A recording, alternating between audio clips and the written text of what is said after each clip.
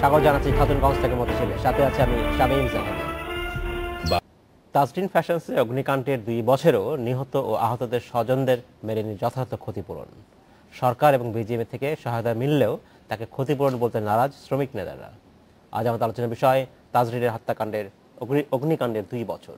এ নিয়ে আলোচনা করতে আমাদের সাথে স্টুডিওতে রয়েছেন বিজিএমএর সাবেক পরিচালক এবং অ্যাডামস অ্যাপারেল লিমিটেডের ব্যবস্থাপনা পরিচালক শহীদুল হক এবং শ্রমিক নেতা সিরাজ ইসলাম। তবে মূল আলোচনা যাবার আগে দেখে নেব একটি প্রতিবেদন।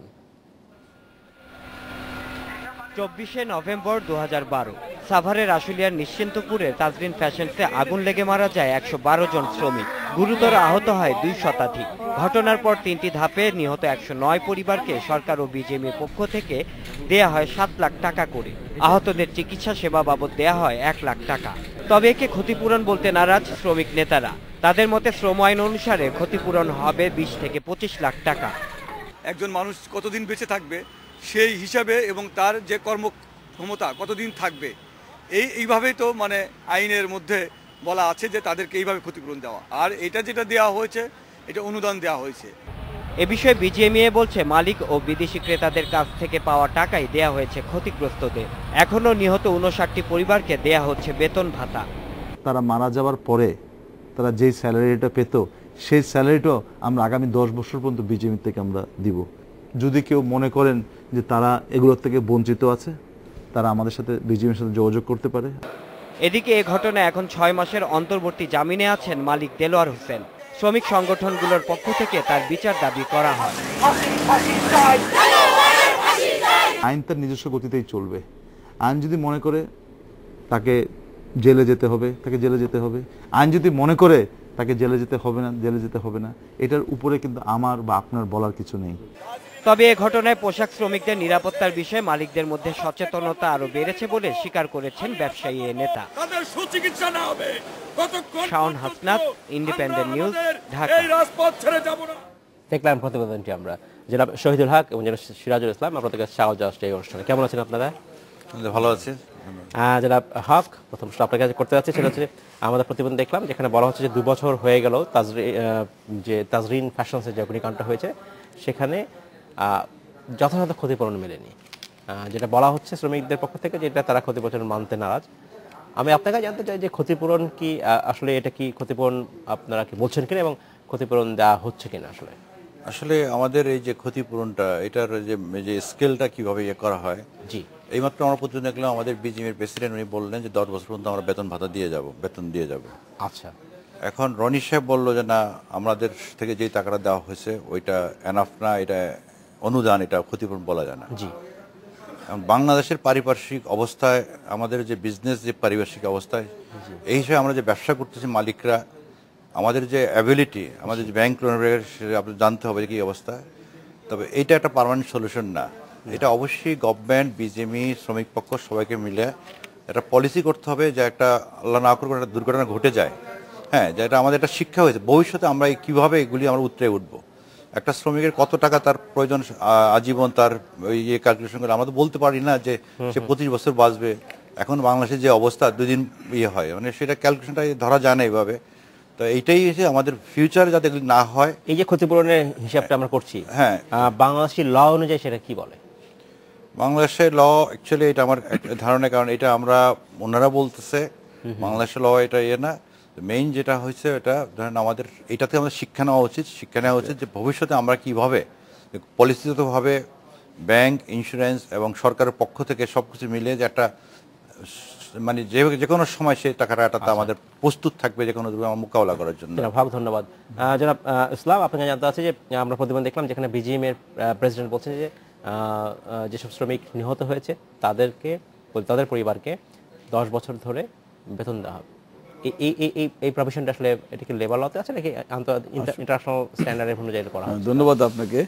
মানে আইনে, আমাদের বাংলাদেশের শ্রম আইনে যেটা বলা আছে যে নিহত যারা শ্রমিক মারা যাবে নিহত তাদের জন্য 1 লক্ষ টাকা প্রদান করা হবে, এটা বাংলাদেশি লতে আছে, এবং আহত শ্রমিকদের জন্য 1,25,000 টাকা করে। আচ্ছা, কিন্তু বিষয়টা হলো যে এখানে যে ঘটনা ঘটেছে এটা আমরা যেটা বলে থাকি আইএলও কনভেনশনের 121 ধারা অনুযায়ী সেখানে loss of future earning and pain suffering একটা প্রভিশন রয়েছে। সেখানে তাদের আজীবন তারা যে বেঁচে থাকতো যে কর্মস্থলে যতদিন তারা চাকরি করতো তার ওই বয়স অনুযায়ী একটি ক্ষতিপূরণের ব্যবস্থা রয়ে গেছে। এই আইএলও কনভেনশন বাংলাদেশ মানতে বাধ্য, কারণ বাংলাদেশ এই Sign করছে। আইএলও কনভেনশন স্বাক্ষর করেছে, যার কারণে আমরা এটাকে বলি যে লস অফ ফিউচার আর্নিং যে প্রথাটা আছে সেভাবেই ক্ষতিপূরণ প্রদান করা হোক। যেহেতু একটা বিষয় আপনি মনে রাখতে হবে যে এখানে মূলত অধিকাংশ যে মুনাফা নিচ্ছে ক্রেতাদের তাদের সোশ্যাল রেসপন্সিবিলিটি বলে একটা কথা রয়েছে, সেখানে সেই দায়িত্ব থেকে তারা রেহাই পেতে পারে না। তাদেরকে সেই দায়িত্ব জায়গায় থেকে এবং আন্তর্জাতিকভাবে তারা যেন এই ক্ষতিপূরণের বিষয়টা ক্রেতারা এগিয়ে আসে, তা না হলে তো এই শ্রমিকরা যে কাজ করছে তাদের যে সেই ভয়াল সেই 24শে নভেম্বর যে ঘটনা ঘটেছে তার সেই শ্রমিক তো যে পোশাক তৈরি করতো সেই পোশাক ক্রেতারা তো সেটা বিক্রি করতো। এখন বর্তমান অবস্থা কি, যখন বলা হচ্ছে যে যারা আন্তর্জাতিক বায়ার আছেন, যারা ব্র্যান্ড আছেন, তারা এখানে সাহায্য করবে, তারা কি সেই অর্থ তাদের প্রতিষ্ঠিত অর্থ দিয়েছে?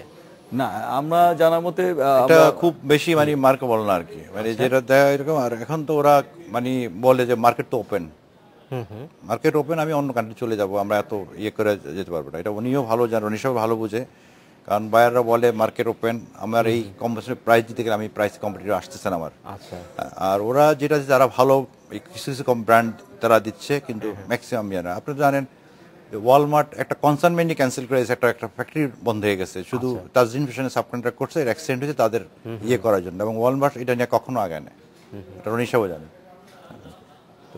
আইএলও যে কনভেনশন সেখানে বলা হচ্ছে যে একজন শ্রমিকের সামনের কর্মজীবন যেমন 10 বছরের কথা বলা হচ্ছে, সেটাকে ধরে যে তার ক্ষতিপূরণ দেওয়ার কথা বলা হচ্ছে, এই বিষয়গুলো কি যদি যে পরিমাণ অর্থ লাগবে সেই বিষয়গুলো পুরো জিনিসটা কি আমাদের যারা ব্যবসা করছেন, আপনারা আরএমজি ব্যবসা করছেন, তাদের মধ্যে আছে এটা, নাকি এইটা একেবারেই না? এটা আসলে মেইনলি হয়েছে কি, আমরা বাংলাদেশে আমরা যারা উদ্যোক্তা, আমরা যারা ব্যবসা করতেছি, এটা কিন্তু আমরা ছোট ইয়ে থেকে আমরা শুরু করি, এবং ম্যাক্সিমামই আমরা ব্যাংক লোনি, এবং একটা ফ্যাক্টরি শুরু করতে গেলে আমাদের 1 বছর 2 বছর আমাদের কিন্তু মানে মোটামুটি স্যালারি বিভিন্ন লস যে আমার জায়গায় করতে, তারপরে এর মধ্যে কোনো অ্যাক্সিডেন্ট ঘটে যায়, ইয়ে হয়ে যায়, তখন কিন্তু আমাদের সমাজে থাকে নাই। আইএলও কারণ সেটা হঠাৎ করে ধরেন 111-এর পরে মনে হয় এটা হচ্ছে, এবং তারা ডিটেলসে যায় নাই। হ্যাঁ, কারণ আইএলও সাইন করতে আমার গভর্নমেন্ট কতটুকু প্রস্তুত, আমার ম্যানুফ্যাকচার কতটুকু প্রস্তুত, এগুলো কিন্তু আমরা ডিটেলসে না যেয়ে আমরা সাইন করে বসছি, যার জন্য এগুলি অনেক ইয়ের জন্য আমাদের সম্মুখীন হইতেছে আমাদের। আচ্ছা, জনাব রনি, জনাব হক যেটা বলছিলেন যে এই যে কনভেনশন অনুযায়ী তারা দিতে বাধ্য, ঠিক আছে, কিন্তু এই এত দীর্ঘদিনের যদি কোনো রকম ক্ষতি হয়, দীর্ঘদিন ধরে সেই ক্ষতিপূরণ দেওয়ার মতো আর্থিক অবস্থা বাংলাদেশের অনেক কারখানা নাই, সেক্ষেত্রে আসলে কি হতে পারে? সেই কারণে এটা তো মানে বলা যাচ্ছে যে সেই কারণে মালিকদের পক্ষ থেকে এবং ওনাদের যে ট্রেড বোর্ডই আছে বিজিএমএ, সেই ধরনের একটা পদক্ষেপ গ্রহণ আগেই করা উচিত ছিল, এবং আপতকালীন একটা ফান্ড গঠন করা যেটা শ্রমিক এবং শিল্পের জন্য সহায়ক একটি ভূমিকা পালন করবে, এবং সরকার সেখানে অংশগ্রহণ করবে, এবং বিদেশি ব্র্যান্ড ক্রেতারাও সেখানে বিদেশি ব্র্যান্ড তো টাকা দিবে না, ওনারা বলছেন যে ইতিমধ্যে আপনি জানেন যে একটা মানবাধিকার রানা প্লাজার জন্য একটা ফান্ড হয়েছে, সেটা অন্য জিনিস, কিন্তু এটার জন্য একটা মানবাধিকার সংগঠন হিউম্যান রাইটস ওয়াচ থেকে তারাও একটা মানে ব্র্যান্ডের প্রতি একটা ইঙ্গিত দিয়েছে, এবং তারাও এই ক্ষতিপূরণের বিষয়টাকে নিশ্চিত করার জন্য এগিয়ে আসবে। আমি মনে করি যে এটা গভর্নমেন্ট লেভেল থেকেও এটা আলোচনা করার প্রয়োজন, এবং মালিকদের পক্ষ থেকেও জোরালো ভূমিকা পালন করা প্রয়োজন। একটা বিষয় মনে রাখতে হবে যে যে সমস্ত শ্রমিক ভাই বোনেরা আহত হয়েছেন তারা এখনো কর্মহীন অবস্থায় পড়ে আছেন। আজকেও আমার অফিসে কুইল বিশ্ব রোডে সেখানে তাজরিন ফ্যাশনের আহত শ্রমিকরা ওখানে বসে আছে, তাদের ক্ষতিপূরণের টাকা এখনো পায়নি। জনাব সিরাজ ইসলাম, ধন্যবাদ। আমাদের সময় হয়েছে বেরোতে যাবার, সাথে থাকবেন।